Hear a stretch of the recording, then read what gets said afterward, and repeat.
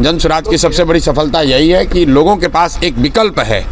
लालू के डर से नीतीश भाजपा और भाजपा के डर से लालू को वोट देने की जो मजबूरी थी वो मजबूरी ख़त्म हो गई है। लोगों में उससे उत्साह है कि उनको एक नया विकल्प, एक नया रास्ता दिख रहा है, इसीलिए लोगों ने इतने बड़े पैमाने पर वोटिंग करी है। आरजेडी के एक विधायक वो पुलिस को धमकी दे रहे थे। 122 सीटों में 100 सीटें बीजेपी जीत रही है। सम्राट चौधरी को ये बताना चाहिए कि वो तारापुर जीत रहे हैं कि हार रहे हैं। अपना चिंता करें कि तारापुर में जीत रहे हैं कि हार रहे हैं। सम्राट चौधरी जैसे नेता कभी नीतीश कुमार को लेकर गए, कभी राजनाथ सिंह जी को लेकर गए, इतना डरे हुए हैं खुद चुनाव जीतने के लिए। अपने जितने एनडीए के बड़े नेता हैं सबका जाकर मीटिंग्स, रैली करा रहे हैं। अगर इतने ही कॉन्फिडेंट हैं तो बाकी लोगों को रैली कराने की क्या ज़रूरत थी? खुद ही जीत जाते, अपने काम के आधार पर जीत जाते।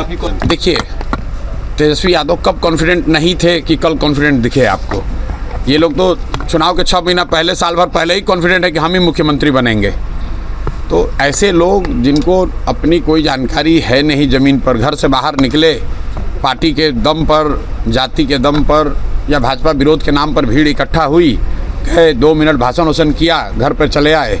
उनको क्या जानकारी है कि गांव में निचले स्तर पर क्या बात हो रही है? आप मुझे जितने पत्रकार लोग हैं ये बताइए कि किसी मीडिया चैनल ने, किसी पत्रकार ने, किसी राजनीतिक विशेषज्ञ ने, किसी पार्टी ने अगर ये कहा हो, किसी नेता ने कहा हो कि बिहार में इस बार अप्रत्याशित वोटिंग होने वाली है? किसी ने नहीं कहा है। और ऐसा नहीं है कि महिलाओं का वोटिंग ज़्यादा हुआ है। पहली बार बिहार में युवाओं की वोटिंग सबसे ज़्यादा हुई है। सबसे ज़्यादा एग्रेसिव होकर युवा वोट किया है।